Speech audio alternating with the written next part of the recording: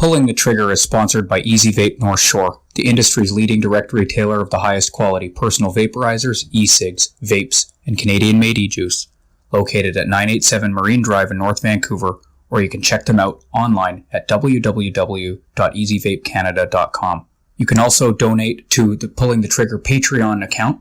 Patreon is a membership platform that makes it easy for artists and creators to connect with their fans and get paid.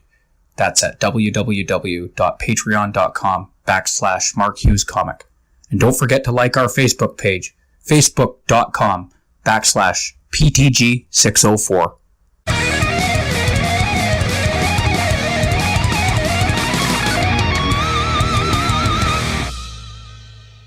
Welcome to Pulling the Trigger. I am Mark Hughes, and this is my podcast, wonderfully and expertly edited and produced by Taylor Morey. The date today is December 20th, the day before the episode will be released, and I've had a bit of a fun-filled week. I just got back from Winnipeg,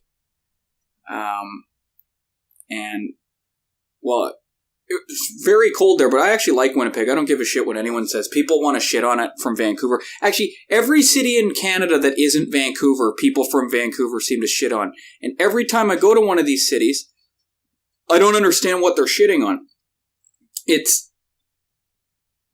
Winnipeg reminds me of Vancouver. I don't get it.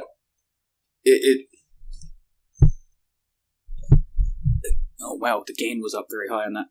I don't get it. It's not any different.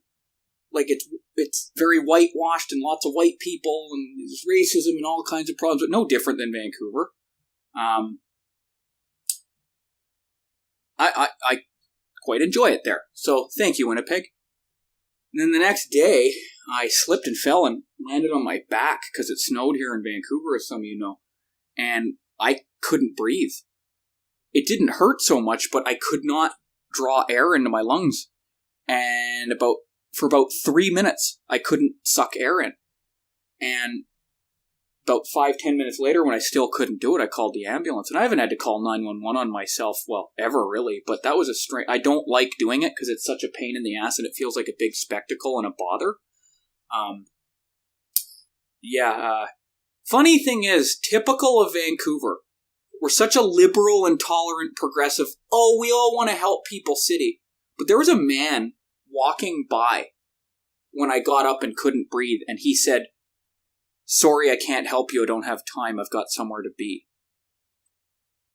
I couldn't believe it. And I even said, I can't breathe, and pointed, and he said, sorry, I can't help. Just lift your arms up, and kept walking. It was amazing.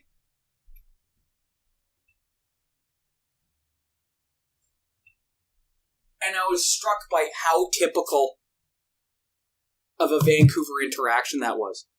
I could have been dying. Well, I thought I was because I couldn't breathe. I didn't know if I'd punctured a lung or something. And he kept on walking. But, you know what? At the end of the day, no one owes me anything, eh? It's nice to have community and all that kind of stuff. It's nice to have friends. It's nice to have support. And when I posted it on Facebook afterwards saying, listen, I might need some help later, just because I didn't know how badly injured I was. I didn't know if I'd be able to do anything. Let me tell you, the next day, it fucking hurts. I'm very sore in my chest, but obviously I can breathe. But I posted this on Facebook the other day. It's a dumb little joke. It said, I never thought I'd live to see the day where coconut oil was more trendy than personal accountability. It seems these days that everyone wants to blame everything. Everyone wants to blame everyone else or everything else on their own problems and not take responsibility. There's always got to be an oppressor. There's always got to be some reason I can't move forward. Even in addiction, it seems these days, it's like the government's fault that I'm addicted to drugs and robbing people and stuff like that. And I just think, there's reasons that influence how someone got there, and there's systemic problems and all this kinds of things. But there comes a point, at least in my life, that I had to take responsibility for my actions. And I had to go, okay, yes, I've been sexually abused. Yes, I've been incarcerated. Yes, I have trauma. Yes, I didn't have a good upbringing. Yes. But at what point do I go, okay, that's it. I'm done. I have to change. And I can't even really rely on other people to do it. a lot of people I know, the more on the left side of the political spectrum, to take sides or to point out sides for a second, seem to always want the government to intervene.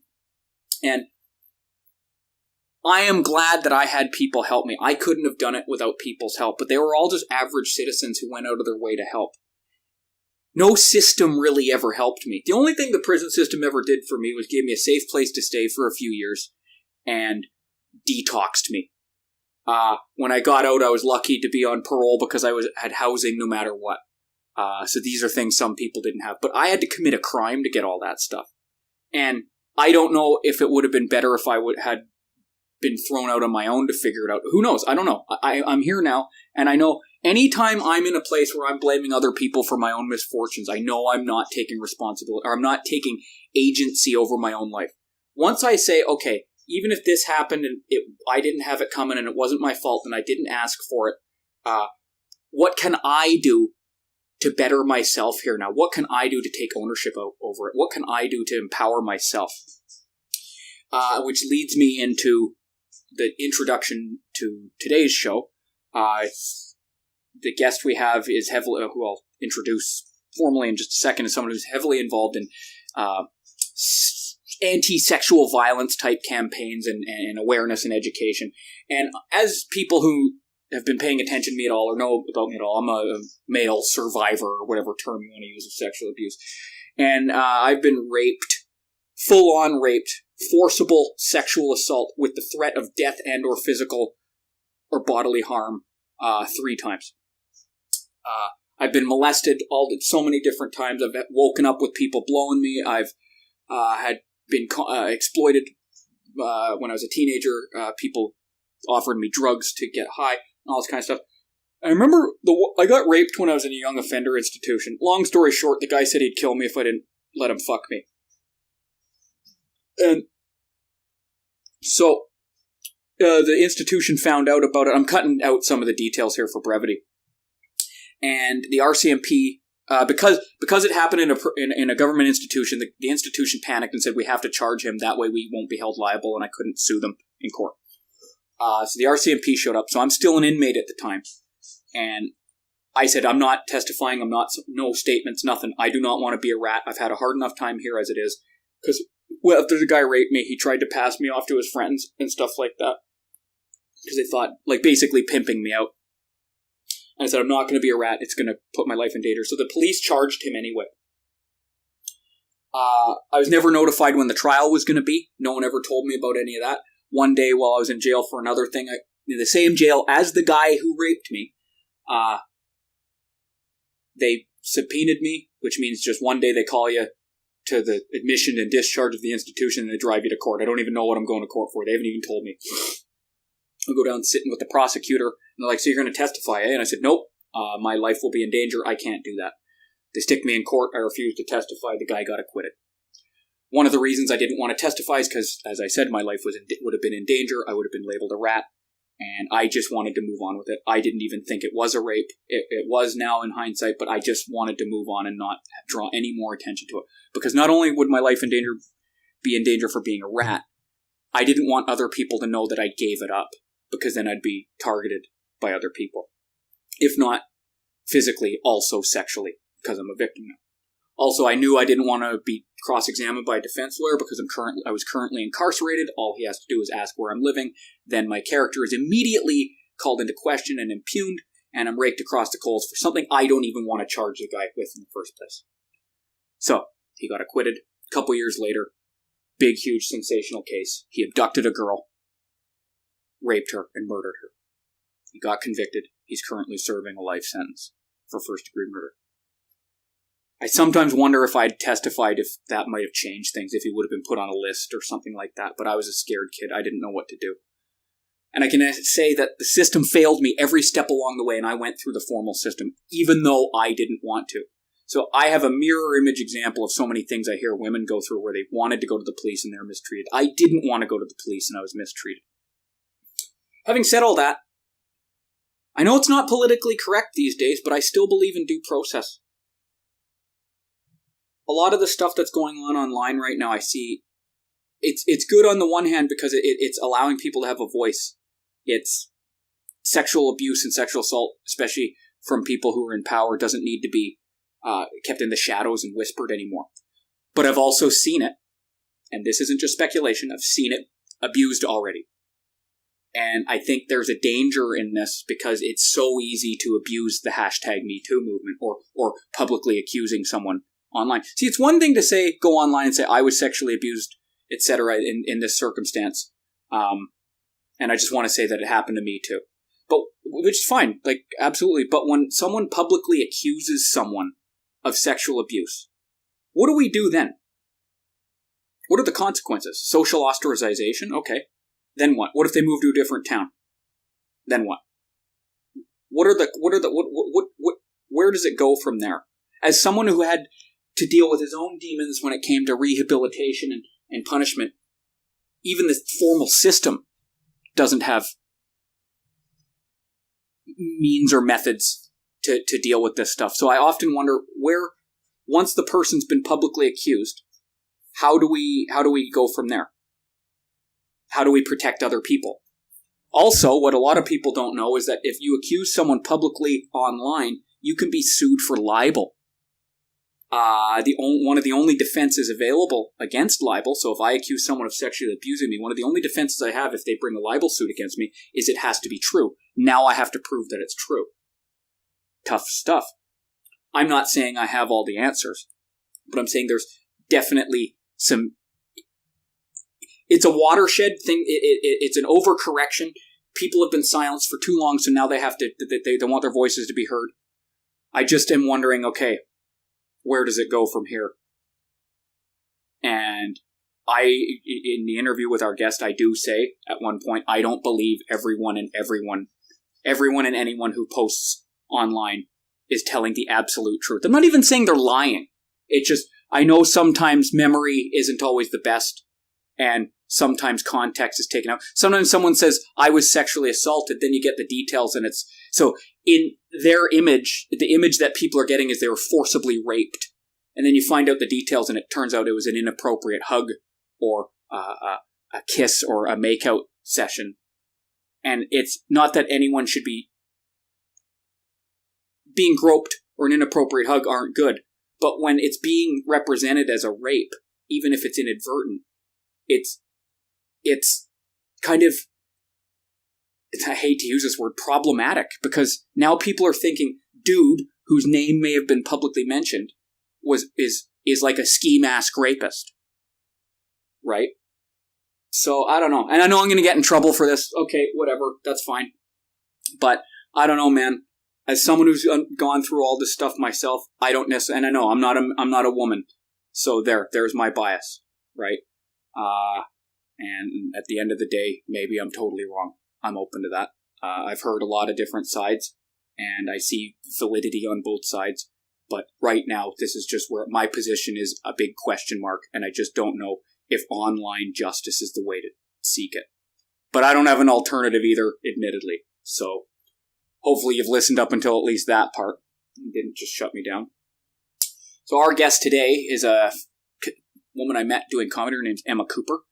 She's the co-producer of the national touring show Rape is Real and Everywhere, which is a comedy show by rape survivors talking about their rapes. I was involved in, I was one of the males in the BC segment of it. She also is involved in lots of different activism and things like that. And Emma and I probably don't agree on a lot of things. You'll hear that in the interview. But I have a respect for her because I see her put her money where her mouth is. And she actually does try and do things as ethically as she possibly can. And she doesn't just lambaste people online like so many social justice warriors I see do. She actually has no problem getting her hands dirty. So for that, I take my hat off to her. She does a lot in the community and does her best. And she's pretty fucking funny, too. It sounds... She's a feminist and a social justice advocate and all these things. And so she doesn't sound like someone who would have on the Comedy Shocker, but she fit right in and everyone loved her. So, without further ado, here's Emma Cooper. Oh, we're doing it. Yeah. I just hit record. We're going to start, this is going to be like an organic conversation. What did you do today? Where are you coming from? I met up with someone, I'm a walking tour guide in the beautiful city of Vancouver, and I met up with someone who's going to help organize the business a little bit more. Oh, cool. So, yeah. Well, she already, so much for the small talk. She's already getting into her work. I'm joined by Emma Cooper today. I can small talk more. No, it's okay. The weather's shit. I know. That's pretty cool having the drapes open like that, though, eh? Being able to kind of look out there at the fog. What are you normally just in here in your house? This is a hovel. Windows closed? Yeah, I don't Dude, I live in a basement. If you don't live in a basement, you have an obligation to me and the rest of us basement dwellers in the city I'm to fucking open your beautiful windows. Is you okay? That Trump card again. Yeah, I know how to speak that language too. What's the upper limit of references to both of our like sad stories? Oh, you talk. We're just gonna go. You talk about whatever you want. So Emma Cooper is. I met her doing comedy, but she does all kinds of other stuff. Okay, so you know what? What do you do now? What other than no? Just start. What do you do? I'm unemployed. If you have a job that pays towards $20 an hour, please tell me, and I will do that job. There you go, guys. Some limitations around that. We'll talk about it in person. But in the summer I'm a tour guide, which is cool because I get to chill with folks and like talk about the city, and then it's kind of nice as a comedian because you know this, that like when you do stand up, you're like, oh sweet, I got like a big 10 minutes to talk on stage today. But like as part of my job, I get to chat with folks for like an hour and a half, 2 hours every time I hang out with them. So I just get to tell stories constantly and kind of practice being concise and understandable. And do you try jokes at work? Only as they're related. Like I got some sweet jokes about the Marine building. And like, woo! But yeah, they're mostly kind of to like move the stories along and things like that. And this is a paid job? Yeah, it's by tips. So I live in Vancouver on tips. Does it pay? Do you get good tips? Yeah, I do. Yeah. Because they're mostly tourists. Yeah, they're like American tourists or Germans and stuff, so people are cool. They're also, if you're funny and loquacious and personable, tips go up generally. Yeah, for sure. So, and if you have some funny stories about the tours, because I've heard some of your stories, I bet you that helps with it. Yeah. You got it. You got it. You figured out how to make it work. You got it. See, I haven't seen you at open mics and stuff lately. You still doing comedy? I am doing comedy. Yeah. I just kind of am also tired. So I pick and choose where I go. And I don't know. I've been doing it for 10 years. So I'm like, if I got something to say, I'll get up and say it. And if I don't, or if I'm feeling tired, or like, I have a girlfriend now too, so I'm like, it's like open mics, or like I could snuggle a nice human person. I got a choice to make here. So yeah, I pick and choose where I go. But I really like doing the Foxhole. That's a real fun show that I like. I'm into the vibe there specifically. It's a fairly new show too. I think it's less than. No, under its current incarnation, I believe it's new, but it's been going on for about a year now. Yeah. So Jackie runs the Foxhole at the projection room above the Fox every Wednesday, and it's like chill, and she's explicitly like encourages queers to get up and women to get up and things like that, and it's just, that's my jam. I love that shit. Oh yeah. So it's dope. We'll talk about that. I bet. So okay, because I know you from comedy. But one of the reasons I wanted you on here is because you've done a lot of other stuff other than comedy. You're not just a comedian. This is actually a podcast that I don't really want to be comedy-centric. Okay. Just because that's original. No other comedian's ever done that. Had comedians no one's ever heard of on their podcast, right? Could have told me before I did that sweet comedy plug. Yeah. But here's a question I was thinking while I described it. Do you still identify as a comedian to yourself? Yeah, for sure. I think you fight so hard for that label that you don't want to take off that hat anytime soon. And yeah, I mean, I still do shows. I did a couple of Rape is Real shows with Heather in 2 universities in the last little bit. So trying to get it, I identify as a comedian who's trying to get a business model together and a distribution game plan for the work that they've created. Yeah. So Emma's referring to a show called Rape is Real and Everywhere, but I'm going to bookmark that for a bit later. So what else have you done? What other kind of jobs or activities have you been in? So when I asked that, because again, I know you've done so many neat things that weren't just 9 to 5 punch clock things or your main source of income. Gotcha. No, let's go back a bit. Where are you from? What was it like growing up?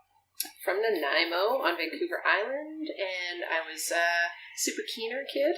So I used to put in, like, it was not unusual to put in, like, 10 or 12-hour days at high school. Because I was, like, basketball was always, I played varsity basketball. That was always, you had to be in the gym at 6:10 or 6:20 every morning.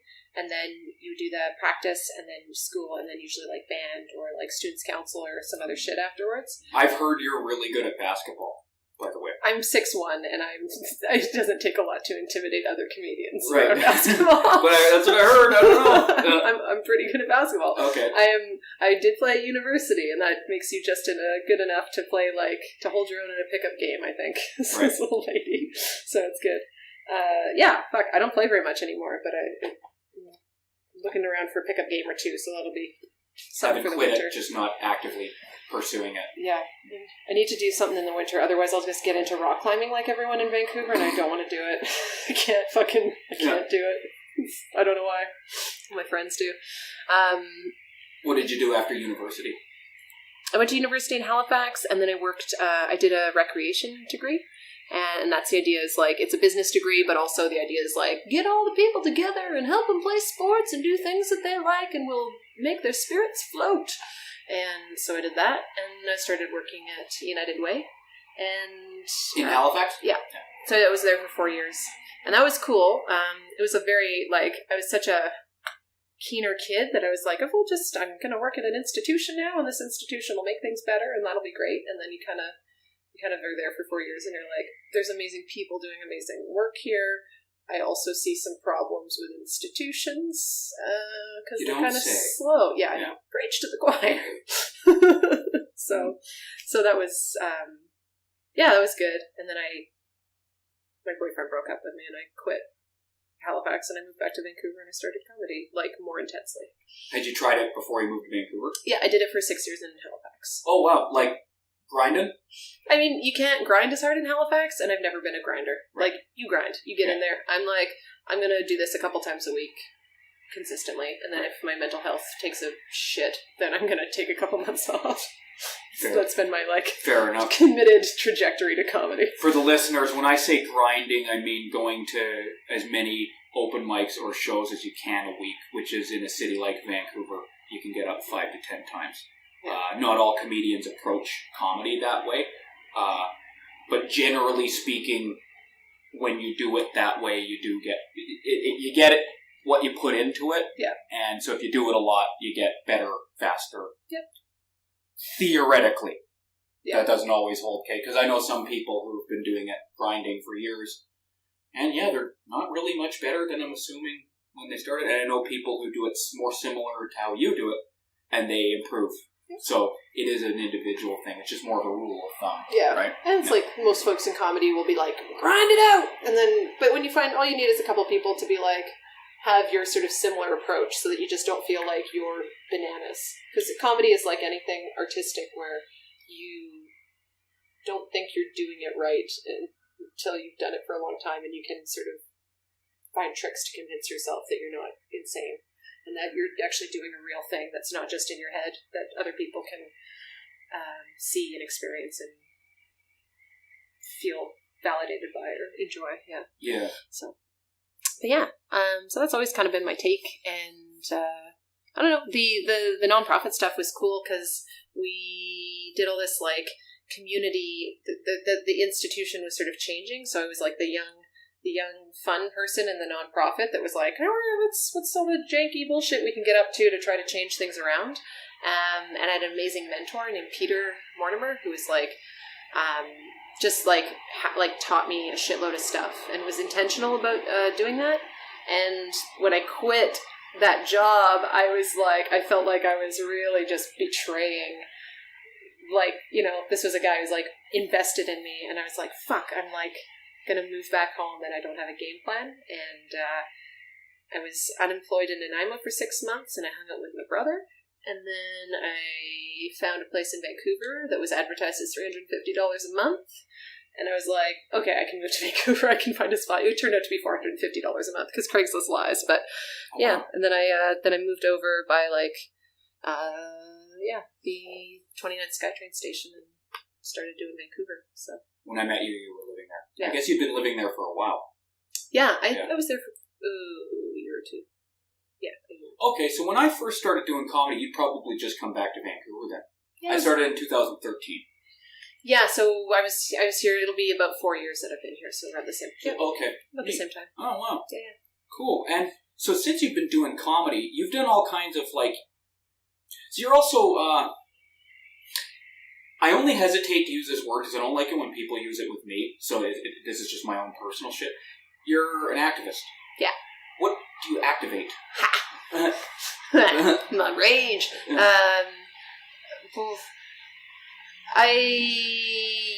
The two biggest projects I've done were being involved with Shit Harper Did. Okay. And so that in the lead up to the 2015 election, Sean Devlin and a bunch of other artists and activists were like doing shit, and I was like, oh, I don't love Harper, but I do love all of these artists that I want to know way better. So there's sort of double incentive to like get in there. And I mean, I think you know this from comedy. It's like you want to always be around the people that you are inspired by, because there's no manual to get better at the arts. So you're like, I just have to like, especially comedy, yeah, especially because there's no university course. Like at least fine arts, you could go to Emily Carr. Not that means anything, because you're either good at it or you're not, right? Or you could get good at it by like, comedy. They have classes, but they're all kind of scams and stuff like that, right? So yeah. And they work for some people. I know some people have taken them and they work, but like, most people don't. And so, you're just like looking around and you're like, who seems to know what's up and who's inspiring? And like, I gotta just be around because one day they're just gonna like say a little thing and that's gonna save me 2 years of like bashing my head against the wall. And like, I gotta just like absorb. So I was like, I'm gonna sponge at these people. And then it turned out the stuff I ended up doing was like a combo of, like some comedy writing, but then turns out when you try to like organize a shit ton of people to fundraise, crowdfund to make there's too much sunlight here. No, it's gotta close that window. It's just, I can hear there's more, like that's a thin curtain. It doesn't do much, but I can hear more. And this is probably picking up. That's fair. Anyway. No. I just ended up doing like everything from helping coordinate, calling donors to thank them who donated, to like have a film made, to like getting, to writing jokes, to whatever the fuck, all this like figuring out how to get content online, all this sort of shit. I was just kind of up for whatever, and so I got in real deep with that, and then he didn't get reelected, which was good. Yeah. But I mean, I don't know, the day, like, that election day, I thought, like, man, we're all going to be so pumped when this, like, D-bag isn't reelected, and then he just wasn't reelected, and you're like, actually doesn't feel like anything, because now I don't know what to do with my life, because I was just, like, just so deep into this for, like, 9 months. Oh, it was that long? Yeah, it was, and it wasn't, like, it got more intense towards That's it, why I just noticed it at a certain intense pitch. Yeah, totally. But anyway, so it was a really cool thing to, I've always just been such a book smart kid that like, you like, if you want to learn something, you do to go to a class, you would go to Emily Carr, you would go to whatever school that would teach you. And comedy's like the first thing that I've ever learned that like, I just had to figure it out. And so seeing that kind of organizing by Sean and everyone there was like, oh, that's just like humans who give a shit, who are like following. They've made some stuff that went viral, like some videos, but now they're following that energy and they're researching and they're just making it up and it's cool and like people are responding to it. And that was very hopeful to see, like really see how that looked. Because I assume that there would have been more infrastructure behind that. It was some people with a website in a co-working space, and like pizza. That's the thing. Wow. So it was cool. So do you see comedy, have you seen comedy be useful as a tool for activism? Yeah, totally. How does that, how is comedy useful as a tool for activism? I'm totally biased because I think the comedy that I'm in right now is activism. We're all about biases here. We don't give a fuck. This isn't journalism. This is some asshole with ferrets in his bedroom locked up. The ferrets are cute. Yeah. I shouldn't disparage the ferrets. The asshole part alone, but the ferrets, there's nothing wrong with the ferrets. The ferrets are adorable. Yeah. I mean, I honestly think that Shit Harper Did helped influence that election because the youth vote was a thing that went up. And I think that they had a part to play in it. Also, Lead Now, also Open Media, also all of these other organizations that didn't have comedy as a specific mandate. So it's like part of the equation. And when something like that happens, I don't think you can ever go back and say like, you can't rip it all apart because it was organic. And doing Rape is Real Now, which is the comedy show that you've been on. That's it's all survivors who are stand-up comedians, experienced stand-up comedians. The full title for listeners is Rape is Real and Everywhere. Google it. Google it. Yeah. Working on a new website, so Google it in like a week. Yeah, okay, wait, guys. No, you can look at it now. It's it'll get better. Okay, mixed messages, typical abusers. Anyway. Right. So, rape is real. I'm sorry to cut you off, but let's just because some people might not be aware of what it is. What's that? What is it?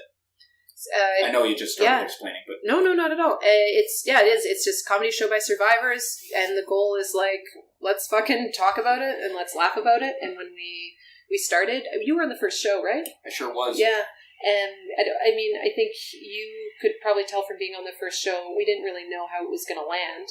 Right. You know, it was this kind of experiment of enough people being like, well, we're comedians, so we want to say things at people to process, because we don't have proper coping mechanisms in life. And not all comedians. Anyway, go on. Right, hashtag. Yeah. Not all comedians. I don't know if that'll trend anytime soon.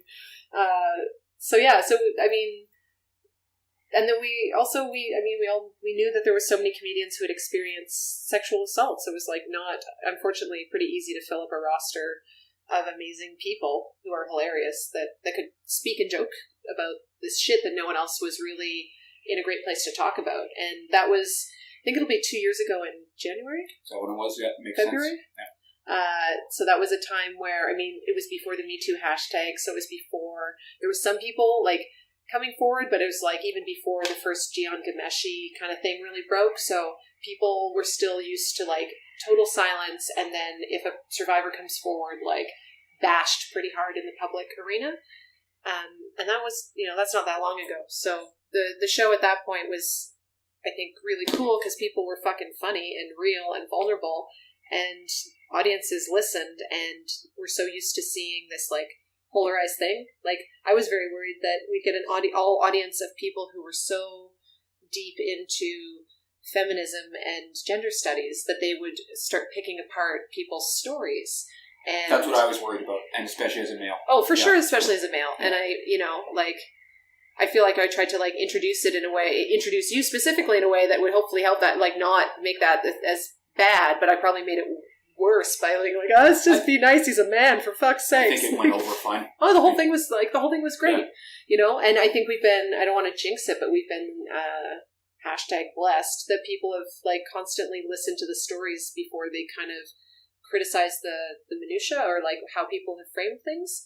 And I don't want to say, maybe minutia is the wrong word, but, like, you know what I mean? Like, people have looked at the story first and then said, also, like, you could do this better, or you could say it this way, like, and I think that's like a really great model for a conversation. Absolutely. My biggest concern with that was, like, I'll joke about anything anytime, right? But I knew this is a very different audience, right? Yeah. And I knew the theme of it is going in, people are going to be sensitive. And I knew that the way I frame it, or my narrative, or my perspective may be uncomfortable for some people, because I'm a male, and the way I joke about it, the way I see it is harsh or intense. And I thought that I would get maybe not verbal or explicit blowback, but, like, you know when the audience isn't, like, with you. When there's a vacuum in the room and you're like, oh no, I turned that vacuum on. Right. Fuck. But there was and normally, as someone who takes comedy very seriously, in spite of what I might joke about, I would try and be like, I don't want to do that. But I thought, no, I'm talking about something that actually happened. If I create a vacuum, I'm not going to say that's their fault, but I'm not going to be the bad guy either. Yeah. That was the attitude I took. I said, and I just went, I'm going to try and make it as funny as I possibly can. Yeah. And fuck it. Here's what happened. And it went over pretty well, I think. So. But I think that's a really generous and, like, real artistic way to go about it, where you're like you legit didn't know how a group of people was going to deal with the story about you being sexually assaulted. Like, that's so much in a thing.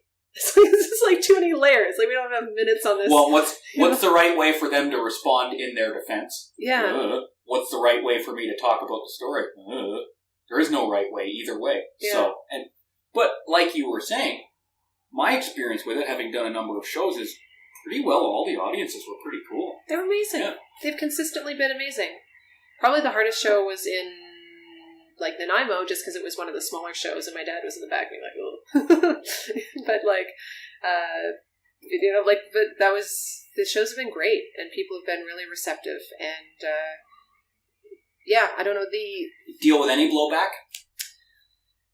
There's been, like, comments. There's been comments online in places, but it was almost to the point where we looked at the comments and they were on someone else's Facebook, and, like, that person who was commenting, their friends were like, I don't know, aren't they just talking about their shit? And you're like, oh, we don't even have to get in there. So I've had different kinds of blowback a little bit, but it's been pretty minimal. What did you deal with? Just promoting the event.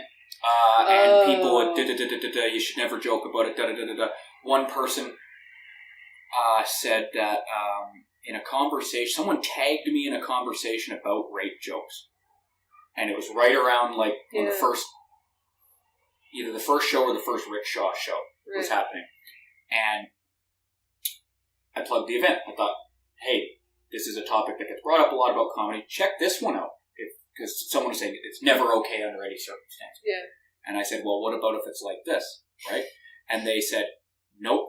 And I said, but isn't this a way that, like, survivors can, I can't remember exactly what I said, something to the effect of, isn't this a way where they can find some therapeutic value in talking about this and taking the power back? And they said, no, go to therapy.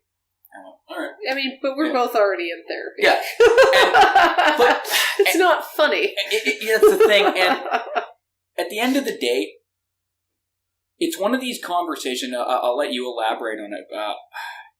That's not a conversation that has a right or wrong answer, though. Because I tell a joke. The joke in and of itself is amoral, in my opinion. How the audience reacts to it is not, I'm not in control of that either. I can influence it, I can modify, there's a few things I can do, but at the end of the day, I can't control how you're going to react to it. If you think it's wrong, that's your right. Yeah. But I can think I'm right in telling it. So if someone says the subject of rape is never funny and should never be joked about, that's their right. Yeah. They don't have the right to tell me I can't do it, though. Nope. They have the right to not go to the show. They even have a right to blog about it afterwards if they want. I mean, I fucking hate that shit, but it's their right. It's absolutely their right. Totally. But for them to try and silence me or to shame me, I hate that simple whatever, shame me into not doing silence or there's only one way. So let's say, for example, as comedians, we use humor to cope. For that, someone to say that's an inappropriate way of coping, especially when it comes to rape, in a roundabout way is kind of rape culture. Victims only present this way, right? Totally is. What do you think? No, I 100% agree with you, and it is like, I mean, since, say, there's so much conversation publicly and privately about sexual assault in the last month or two specifically, I think we're getting into more nuanced conversations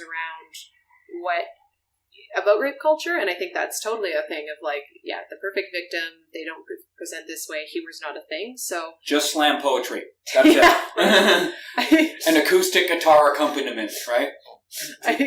When I was in Calgary, I did, just a couple of jokes, at a slam poetry thing, and some people snapped, and I was like, ooh, this is weird. That's clapping, right? And it's but you feel it more, and it was great. It was so nice. I was like, well, it's kind of neat that, because that was a positive response. Yeah, it was a positive response. And at one point I said something, and someone was like, ooh, so real, and I was like, cool, I like it. I think that's like laughter for you, because we don't... for this context, we don't laugh at... Okay, cool, it was great. But if you can get people at a slam show to laugh, that is like... That feels way better. You're like, oh, so good. Hard to do. So it's perfect. This is a very unstructured interview. I have these kind of, I told you I have these questions, but they're not mandatory, so it just sort of goes the way it goes. And helps me not be controlling too, about having to stick to structure. So you brought up an interesting point. The stuff that's been going on in the media and social media with sexual abuse and harassment allegations. We've had some locally in Vancouver. Do you want to speak to some of the stuff that's been going on in that realm locally? No, I'm not talking about specific incidents. It's just what's been going on. Well, I mean, there's been situations in Vancouver where people have been named and for sexual harassment and abuse. I mean, the rapist roll call. Right. That was sexual abuse. Right. So that was rape. Can you elaborate on that? So there was someone who put together a list of people and who had, I think they all had multiple allegations against them for rape, and then that was something that was posted via social media and shared. And I've read the comments on that person's initial post, and a lot of people, people were pretty supportive. But obviously that person who posted has probably gotten a ton of blowback as well. There's the added complication of one of the guys who was who was listed on that. He passed away, right? So there's a lot there. He's the one who committed suicide, right? Yeah, he committed suicide, and so that's just, that's such a extreme scenario of, I think some of those guys on the list had a lot of power, I would say, in a scene here in Vancouver. They weren't comedians. They were DJs and stuff, right? Yeah, DJs and stuff. So, you're sort of, some of these guys, and again, I don't know about these specific folks, so I can't speak to it very specifically, but it's I think people are seeing these sort of high-level conversations about famous people, or Cosby or Louis C.K. or whatever, and then there's closer to home in Vancouver that there's these people that now it's not just a famous person, it's someone that you see at parties, or it's your friend, or it's this person, and so now you're getting into, okay, so now you're getting closer to having to internalize some of the things that you see. So when you say, I support survivors, that is something I say. The closer a rapist or survivor gets to you, the more you're going to have to challenge and test those assumptions and see how they play out in ways that you wouldn't have imagined they would have to play out. And we're seeing that in, I'm sure, communities all over, but, I know about Vancouver, and that's certainly happening here. And Lena Dunham was even blasted a couple days ago because there's one of the writers or something on her show is an alleged abuser, and she initially came out in support of him. And it's Lena, as a white lady, yeah, really fucking us over here, lady. Come on. That's your whole brand. Your whole brand is, I stand with survivors. I stand with survivors. You've gotten power and momentum from preaching that. And, if you look at people criticizing her, they're like, you are only a feminist when it's convenient. And, when it gets closer to home, you see that happening more. You see people I stand with survivors. Oh, except I know this guy. And so how are we, I think my question is, how are we reconciling that? If we're a community of people, how do you deal with someone who's abused and raped? How do you deal with someone who's done something that is egregious but less violent than that?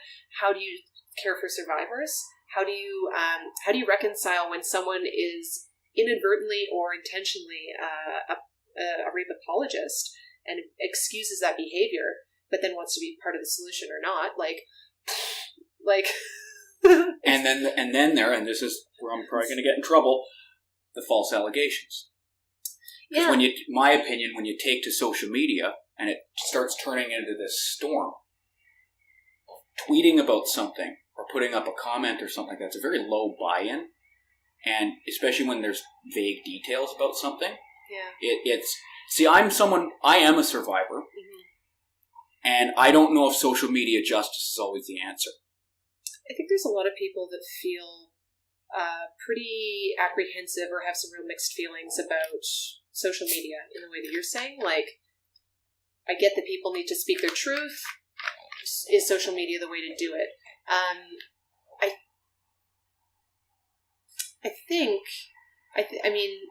appreciating the context of what people are dealing with. Like, if there was another recourse that people could take to that would have produced results, or where people would have been believed and supported, and it would have actually impacted that person who was the rapist or the abuser, I believe people would be doing that. And so I think when we see, it depends on how closely you're paying attention. So if you just like woke up and opened your laptop a month ago, and all of a sudden it's all Me Too, and all of a sudden there's allegations, or, you know, you're going to go, holy shit, this is coming out of nowhere. But it's not. Like, that's years of people holding on to stories, not believing themselves, trying to process, trying to tell one friend, maybe that friend believes them, maybe that friend doesn't, that's a whole thing, like, and whatever that process is, till you get to the point where you're so fed up, and you're just like, fuck it. This is the time in the world where the world has come far enough that I think that I can get some traction and people will believe me. I have come far enough, and this person is still out there possibly hurting and fucking up other people's lives, and this is the thing I'm going to take. Like, I see where that is problematic, but I don't think that false allegations are the biggest problem, because false allegations are not statistically higher in rape than they are in any other crime. So it's like, when I hear false allegations coming up about rape, I'm like, why aren't we talking about that in, like, tax evasion? I guess the difference these days, though, is that it's not so much rape I'm speaking to, like forced sexual intercourse or some sexual act. What I'm noticing more is allegations of, like, creepy behavior. Right? Yeah. Where it's all coming out, kind of right, thing. Yeah. Right, okay. And again, to be clear, I'm not dismissing every single person coming forward on social media, but I'm not believing every single case either. Or I can also see that some things might be magnified by a bunch of different variables, alcohol being one of them. Memories are different. Sometimes people regret things and then decide that, oh, I didn't really like that. And then the mind is a funny thing, because our minds tend to justify our behavior afterwards rather than beforehand, right? So sometimes in retrospect we'll go, I didn't really want to do that. Now, they might not be coming out and saying they got sexually assaulted, but it could be like, oh, I didn't really want to, and I felt pressured into it, right? And we live in it because of social media, because of some of the trends, is what I've noticed, is that something could get posted, they could get dogpiled, it could get spread all over the place, and then it could even be cleared up that, oh, maybe that's not exactly what happened, and then, but that's all out there now. Mm-hmm. And now the reputation's damaged, right? Yeah, and I guess... And not rape.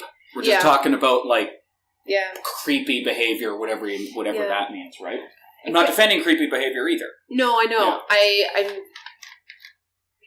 I feel uncomfortable in this conversation, which is probably good. So I guess my thing is, if you look at, there's sort of a pyramid out there on the internet. I think it's the 11th Principle put it out. Mm-hmm. And it's like the base is like catcalling and unequal pay and all this sort of this stuff.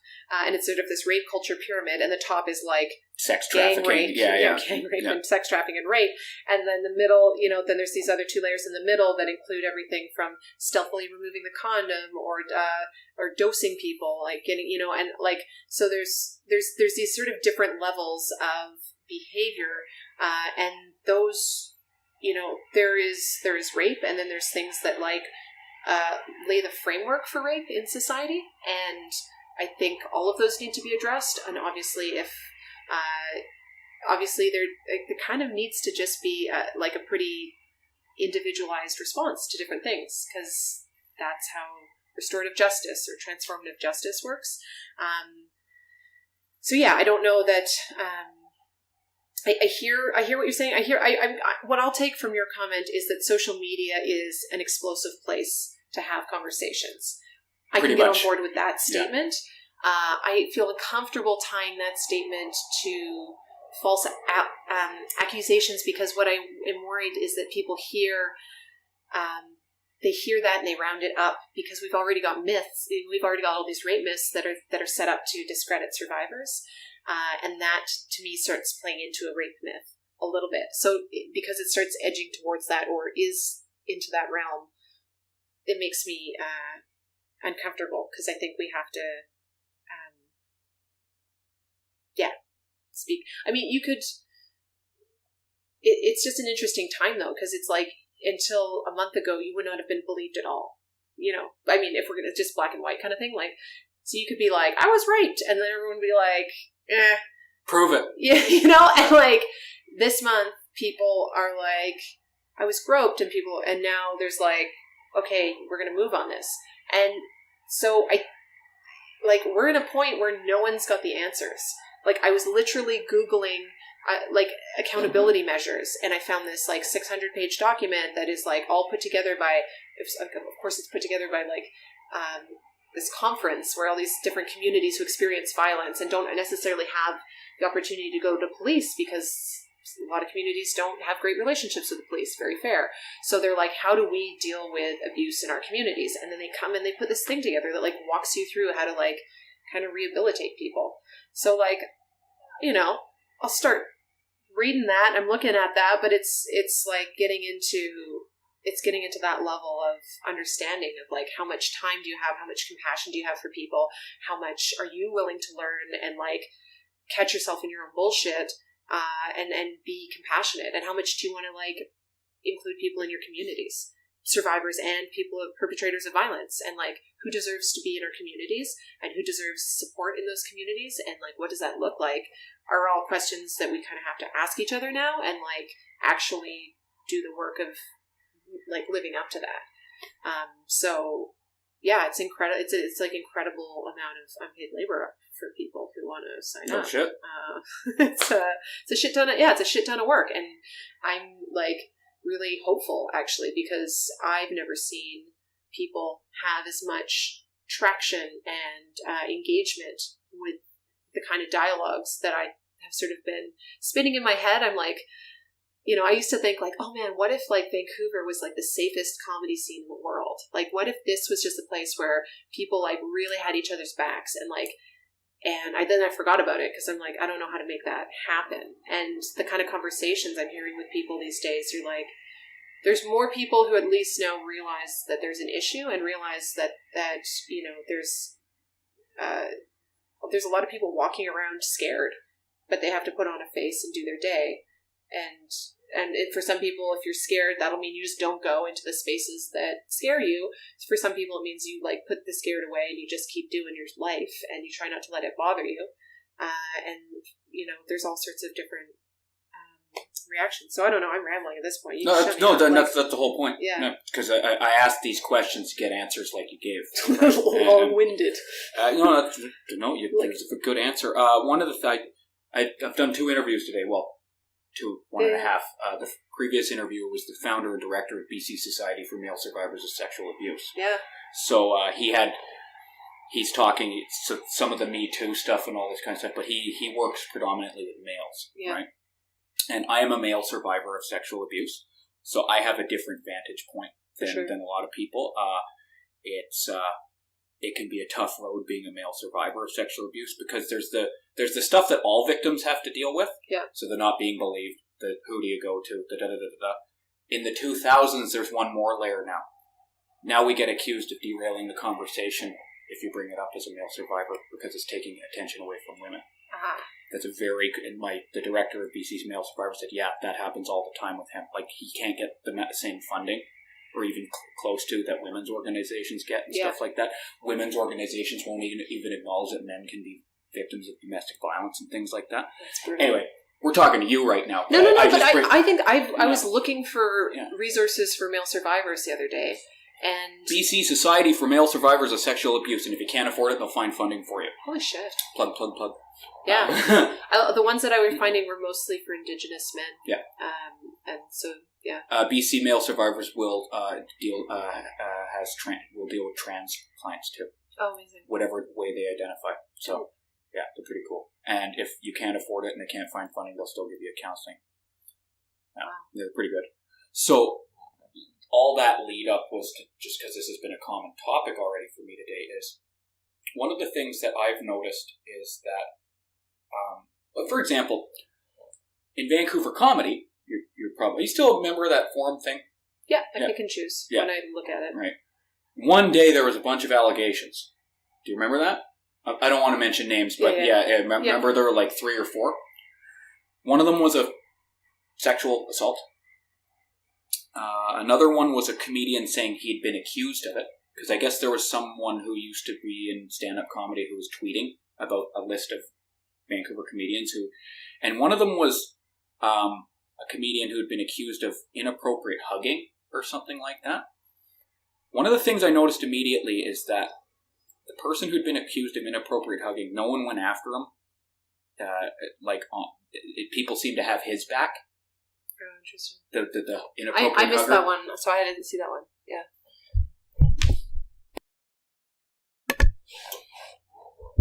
Okay. So I noticed there's a status thing with this stuff too. I'm not speaking to the event itself, one way or the other, or the incident of. I'm just noticing that depends on who you are. I remember when I was in prison, my buddy used to say, because prison has politics, right? Just like any organization, just like any institution, it's like, and there's quote unquote rules. And my buddy used to say, an old time convict, used to say, yeah, there's rules, but it depends on who you are.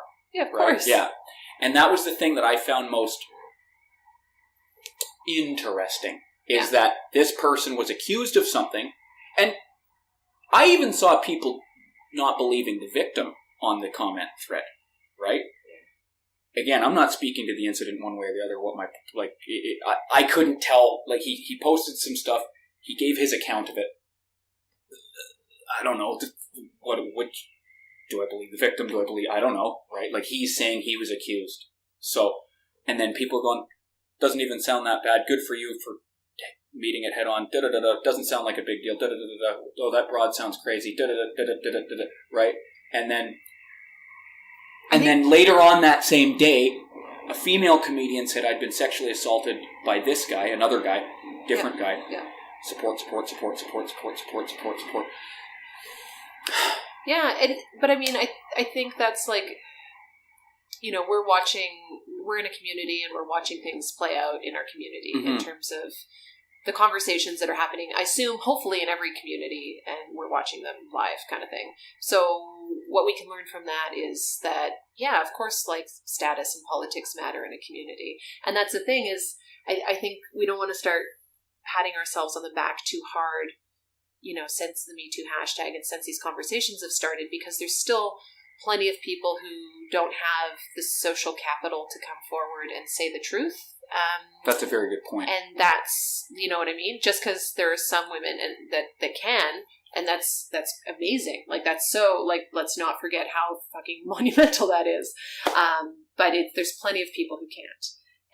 Or there's people who, might do so and are not believed and things like that. And that's pretty devastating. And if you're a person who's holding on to a story, you're sitting there and you're watching everything and you're deciding what you want to do with that information emotionally for yourself, and also like, what's the chance that there's uptake on this? How do I want to say it? How do I want to phrase it? So you still have to. It's still it's still so loaded to throw allegations out there and to throw your story out there for sure.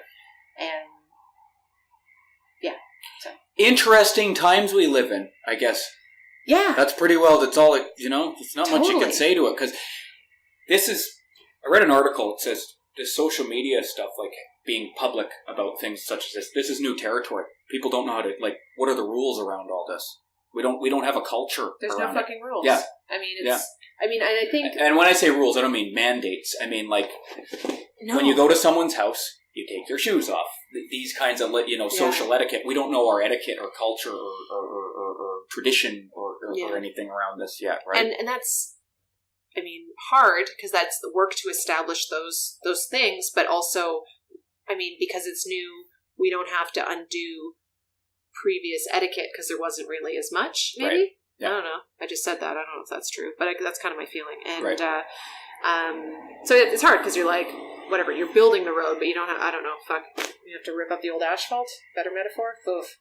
I don't know. I also think, there's so much complexity to it, because I'm someone who, I have this face the people are like, I'm gonna tell you some stories. So I like, people tend to tell me stories, and I mean, I can say that like, it was a couple of years ago, there was a male who told me a story where someone really, really crossed a fucking line with him, and I didn't process it in the way that I would have processed a woman telling me the same story. And then I took the opportunity to tell him about a time he made me feel uncomfortable, which you're not looking surprised because that's the kind of shit you deal with all the time. But like, he had to explain that to me, why that was fucked.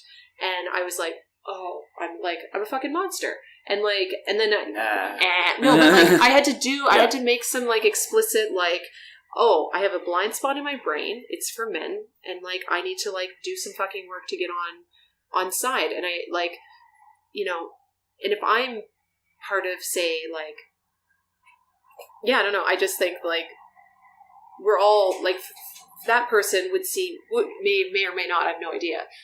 But like, it would be understandable, say, if that person was just like, Emma has a flawed sense of this whole topic, and here she is positioning herself as an expert, and that would be totally fair and true. And it, so it's like, we're all human people who are trying to like help this thing forward, and we're all wrong because we've all been fucking up to this point and will continue to fuck up. And like, how do we like forgive each other when it's appropriate so that we can keep moving forward? You're the first person I've talked to who's involved in comedy and stuff like that who's mentioned restorative justice principles. I want to elaborate as it applies to this situation. Yeah. Let's say locally. Let's not talk about Louis C.K. and all that, but I don't want to ask a closed-ended question. Okay, so how do you think restorative justice or transformative justice applies locally here with us in comedy? So, or does it? I mean, I think it does, because I think you're only going to have more people going, hey, this happened and I'm not okay with it, and then you go, okay, well, now we have a situation where we've got someone who is hurt and we've got someone who has done some hurting. How do we move forward? And my default is going to be to believe survivors, and there could be scenarios where I'm like, wow, I'm really finding I'm getting tested by that, but like, that's where I always have to start and be grounded in and move through that to the very best of my capabilities as a person. So if I feel like restorative justice looks like hearing a story and then being like, what do we do? That's it. Like, you go, what do we do? You chat with some other people who might have some insight, and you bring in the right people to like deal with this, because we're a community. And like, we're in comedy, we're a decentralized, kind of floating around, very sarcastic, jabby community with an overly committed, hierarchical kind of obsession for like validating people, in a certain way. It's weird and probably doesn't help this whole rape thing, but, I mean, the things that I'm reading about, they kind of phrase it more as transformative justice. It's just like, how do you let someone heal? How do you like let someone fix it? And then how do you support the survivors? And I think, like, as if I'm a person and I'm looking down the barrel of like a shit ton of unpaid labor, I got to ask myself, like, what's my capacity to this? What's my relationship here to these folks? And like, because we don't have an HR department. Yeah, and that might, you know what I mean? Like, in some cases, HR departments probably fuck things up, because it's like, so even the paid labor doesn't get it right. Yeah. So it's such a case by case thing. But I think some people who have committed crimes are not going to be very receptive to like conversations. Oh, I can tell you most certainly that most of 99% won't. And like, I hope some people will. And I don't know. I just think you start chatting with people and then you see. I mean, I keep sort of saying like, more men need to get into the conversation and do some shit.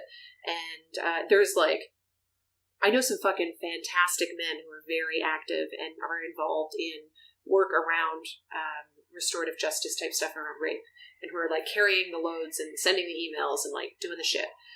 So like, they're not unicorns, they fucking exist. But I think it's like, I know gender's a spectrum, but what I see is probably, because women have been like having a whisper network more so for a longer time, it's probably going to be some women, building some shit and getting men involved, going like, okay, now, you need to go talk to your friend, because, like, I don't feel safe doing that, or he won't listen to me, but he might listen to you, so, like, here's a few tools, and, like, also research your own, because I don't have all day on the internet, and good luck, and, like, let us know, or whatever. So do you think, locally, not with the individual, not with the individual examples that we know about lately, but let's just say generally, but locally. So we're not talking about Louis C.K., but we're talking about people who we could bump into in community, or in Vancouver. Do you think there's hope or a potential for rehabilitation? Yeah, for sure. People? 100%. So you're not of the discard them forever school? No, but I would have only come around to that thinking now that there's like, people had to come forward and then be believed before say like feminists can go like, oh, okay, well now we're not just fighting to get people believed. Now what? And the now what looks to me like, how do you heal? Like how are we healing? What does that look like? Because there's like priority for me is survivors, and but you need to address people who are abusing, because they are humans. They will continue to exist. I've done like good night out training a few times, and one of their things is like, if someone's in the club, they're dancing, and this is an organization of several women who are badass and do trainings, and also have been patrolling up and down Granville Street, like helping people who, like, specifically probably more often women who are like inebriated and then like have men circling around them kind of thing. So they do a lot of really cool work, and their training, they'll be like, we've had more success with a strike rule than just kicking someone out of the bar right away. Gotcha. So if someone, obviously if like someone does something that crosses the line, yeah, you're kicked out. But like if someone gropes someone, like, and it's not, I don't know what. Just say it. You don't want to give examples. I know it's your example. Yeah. But like, say someone brushes against someone and that person felt uncomfortable. You can throw them out right away, or you can use that as an opportunity to educate people. Yeah. And then it's like you in the bar. It's like if it's a totally packed night and you're going to just lose track of this person, well, maybe throw them out because you can't deal with it because you don't have capacity. But like, if you've got a system, if you've trained your staff and you've got like people kind of looking out, you can be like, we have more eyes on you. We're watching you. So if you do anything again, then you're done. Don't fuck it up. Maybe that's... Sounds fairly reasonable. Like, case by case, could be. Yeah, who knows? But maybe if this person's already like keeps doing that, they're on a list where it's like, watch this person, and then they fuck up again, you're like, actually no, you're done. Like, so but we haven't even been addressing this problem. So people are in bars and clubs and higher education institutions, whatever, are like building these sort of policies and things like that to kind of have a game plan to react. So for sure there's hope to like reintegrate people. But it's like, it's like literally making it up as you go in terms of how that looks. Yeah. My thoughts as you were talking is, I recognize my own biases here, because not so much as it applies to sexual violence, it's more as an ex-offender with violent crime. I'm of the opinion that it's harsh, but it's like, I think society, and I'm extrapolating or interpolating, whatever word is that to this situation. It's like, as a society, we got to decide what we want to do with offenders, right? So, yeah, if we don't want them around for like, that's it, fuck off, you've made a mistake, beat it. We got to man up, forgive the gender term, and decide either we're going to execute them or exile them forever, and just own it. Yeah. Be like, that's harsh, or we got to go, okay, maybe we got to make efforts at rehabilitation. Yeah. And man up and do that too, because I find in North American society, particularly Canada tends to be a bit better at rehabilitation than some of the United States, but we're still kind of wishy-washy about it, and it's really inconsistently applied, and it's like rehabilitative over here but punitive over here, and the punitive ends up canceling out the rehabilitative. And then I see people all the time who are social justice, rah, rah, rah, until their bike gets stolen. Fucking crackhead piece of shit, it's like, whoa, hold it. that's the person you're fighting for. Apparently, ostensibly, this is what having marginalized people in your community is going to be ugly sometimes. Yeah. I have a neighbor who will probably break into my house if I don't lock the door. Yeah. But if he breaks into the house and I caught him in here, you got me. That's okay. I mean, I'm not going to enable the behavior, and I'm not going to say, good job there, fella, and give him money for doing it. But I'm not going to beat... Oh, you okay? No, I just got it. I'm sorry. I thought I turned my phone off. Oh, rookie mistake. That's my mom. Do you have to get it? Hi, Mom. I'm on a podcast. I'm going to call you later. Bye. Yeah, see... We just deal with people where they're at, everybody. But if I catch the guy in my house, I'm not going to beat the shit out of him. You know what? This might sound funny. Well, maybe not. I probably wouldn't even call the police. Yeah. Only because, and not that I think the police is like I'm not anti-cop. I've met lots of cool cops, and I think most of them are just doing their job. But I don't know if that's the response. Like some mentally ill dope fiend. Well, if you know what's fucking jail going to do with it? You know what exactly, I mean? Yeah. But I'll make sure I know. I would go, okay, don't do it again, though, dude. Right? Yeah. Like he would know, maybe don't, and he might know I'm giving him a chance. So anyway, applying that, there's my bias, is what I was trying to say. So sometimes when I'm hearing these things, and you make all very good points, I can't help but think, okay, but what do we do about the offender? Yeah. And I acknowledge the victim. Don't get me wrong. I'm not, because it's just the offender often gets left out. Not that they should have the spotlight. It's just more of a like, okay, da-da-da-da-da-da. Oh, right, what about this? And no one wants to. It's been so, I think... It's more like a logistical thing than anything else, is how I'm referring to it. Not like, oh, poor offender. No, just, what do we run him out of this community, then he goes to Calgary and does it again? Yeah. Right? I mean, like, it's like, send that priest back to that other school. Right. So, right. But, like, it's, for sure. I mean, it's not like, we haven't come up with good solutions on how to do that in a big way. I don't think it needs to be a big way, though. I do think it needs to be, like I said, individualized and communities coming together. I mean, it's hard, it's, you have to see yourself as a community also, right? Like, that's a whole other thing, is like, like you're looking around and you're like, Vancouver is a very like individual place where there's like actually kind of low social capital, like kind of low social fabric. And even the so-called communities, I wouldn't really call cohesive communities. Right. Mostly. And like even comedy is kind of this, it's like a bunch of people who like the same thing and we all have a Facebook group together. And then you're like, and then sometimes you want to leave the Facebook group. And I wouldn't say we all get along as a community either. Of course not. And like, I think that's an amazing thing about comedy, is that you can have a group of people that barely like each other sometimes. That's cool. Like, that's really cool. But, it's, it's seeing, I don't have a good perspective because I have a weirdly overinflated sense of duty and responsibility that like leaves me burnt out in a lot of cases. So if I'm, in comedy and I'm like, oh, like I have a background in nonprofit stuff.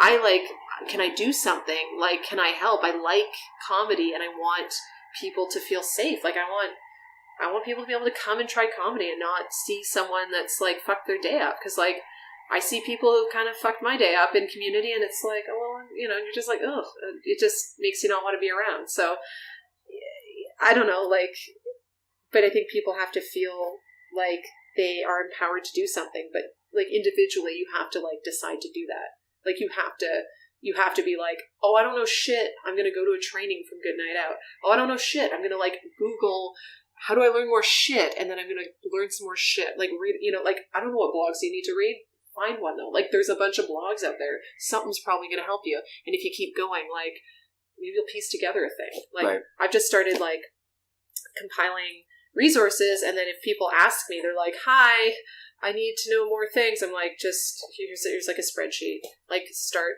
on the list. So I like, and the fact that people are asking that is really fucking hopeful. And I just hope that like keeps going, because it's like, it's just everyone in community we're so used that we need like experts to fix things, and there's no experts that are coming in. Like, the police are ill-equipped to deal with. Well, their role isn't this either. Their role is arrest offenders and provide enough evidence to the Crown Prosecutor to go to trial if it can be done. Yeah. They're not there for restorative justice. Yeah, right? right? So, I mean, Yeah. we're like, we keep going like, oh, where are the tools? And it's like, okay, well, there might be some nonprofits that can give you some support, but it's actually just like us treating each other like humans, so how are we going to keep doing that? They say sometimes this is one of the disadvantages or fallouts from religion not being as popular as it used to be, is we're left, because religion wasn't just the belief in God and the faith and the doctrine and the dogma and the commandments. It was also, it was a set of tools and a community. And so we had relatively agreed upon values that we could all use to and so as religion is becoming less, it's becoming more passé, we're left with like a kind of a vacuum. Yeah, right? Totally. One of the things I like about you, and one of the reasons I wanted you on here, is you always get me thinking, right? Because you're someone who I would consider an activist. Because you're not just beaking off on social media all day and like showcasing how much you've been victimized and just like, look at, can you give me some more likes? I was a victim once, kind of thing, right? And you're not just needlessly confronting people just to like start an argument or something like that. I see you out there doing shit, and you're willing to, mostly, you get burnt out, you're a human, to have constructive conversations about things. So what it always gets me thinking about it whenever we talk about consent and rape and all that kind of stuff is me. How can, what, right? Of course, it's my favorite subject. But it's like it's going to be really deep.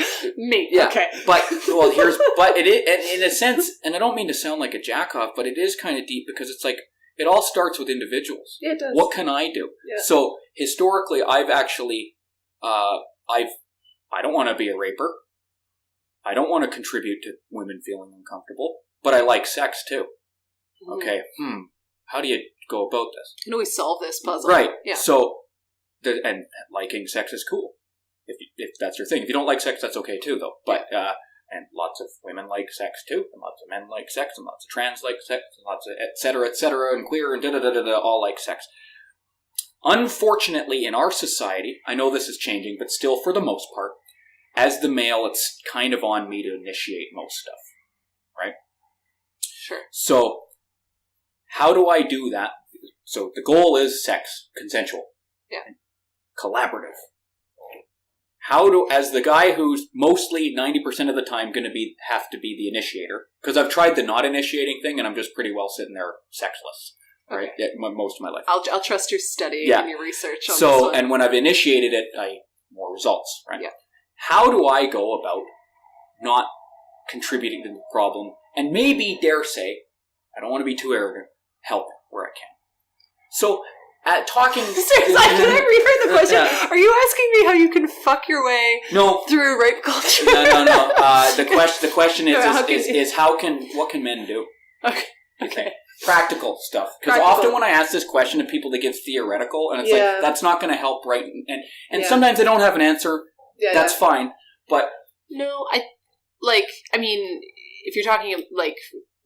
lots of different fronts. So it's like you're a human person, you kind of know the different spheres you operate in. So if you're talking about in the community or like in your personal life, if you're having sex, it's just like reading more about like that sex consent includes being like clear, coherent, willing, ongoing.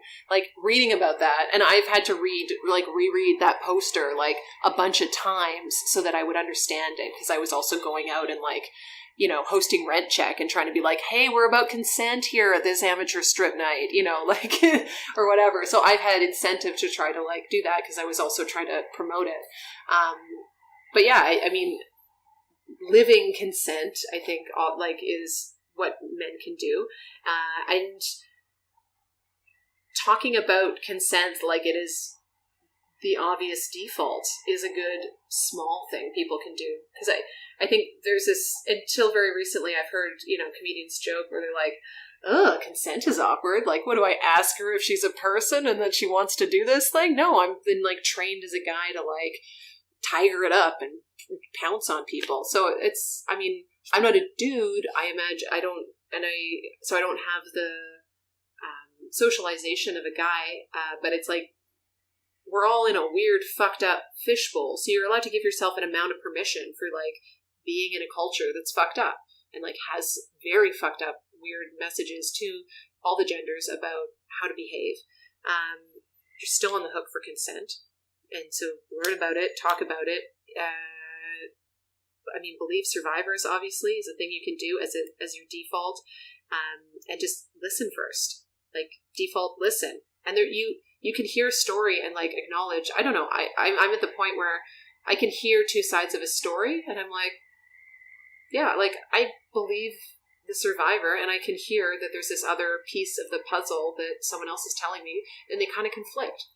You can, like, think about how you get good at holding two conflicting stories, or even, more conflicting stories, because things can be real clusterfucks. Yep. No one's ever said that in all the conversations I've been monitoring either. How do you holding space for two conflicting stories? Yeah, but this is why I had you on here. Well, I'm glad. No, because people don't want to do that. That's hard. But we are talking about it on social media. Yeah. How do you say that? Yeah. A lot of stuff shouldn't be done on social.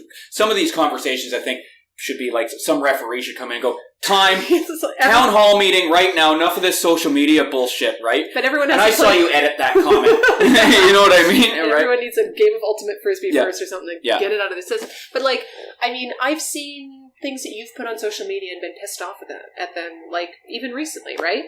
But, like, we're face to face and I'm like, oh yeah, you're a person that I really fucking respect. I really like talking to you. And, like, if I get to hear you say your piece, I can get where it's coming from. Mm-hmm. And so social media is moving the conversation forward because this is how people are sharing important stuff with us. And I think we just have to, like, meet other humans face to face. Like, if you're a dude, like, get together with other dudes and, like, bring up consent once in a while and talk about it. Good Night Out does training where they give you different ways to intervene. So if you see weird behavior, you can get in the way. You can just put your body right in the way of it, or you can get someone else and help, like, get a bouncer if you're at a bar. There's 6 different ways that you can do that. And another big one is just, like, if you are a dude or anyone who just is out and sees something creepy, whether, you just wait around and, like, witness it. You don't have to assume it's the worst thing ever, but, like, if you see someone, our default until very recently is, like, something shitty can happen to someone in public and everyone just, like, turns and looks at their phone. And, like, if you just, like, look at that person and go, like, hey, I saw that. I'm sorry. I didn't know what to do either. Like, that looks like that sucked.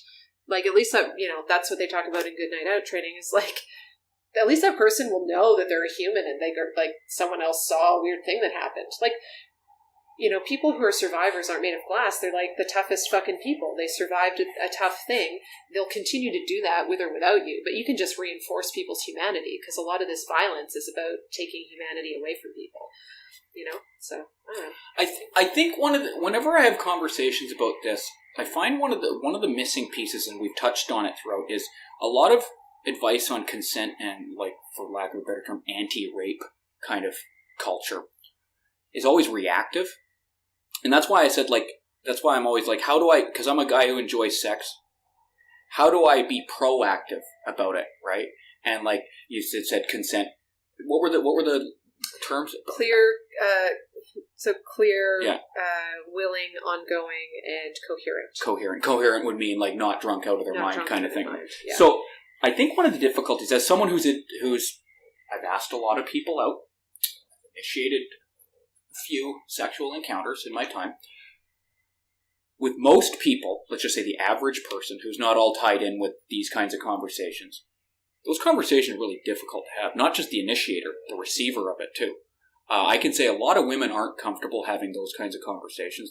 It weirds them out, right? I've tried. I've really tried, and I've been like. Sure. So one of the things I do is, I don't know how this is going to sound, is I actually sort of, before I'll initiate, depending on the type of consent conversation I'm going to have, will depend on.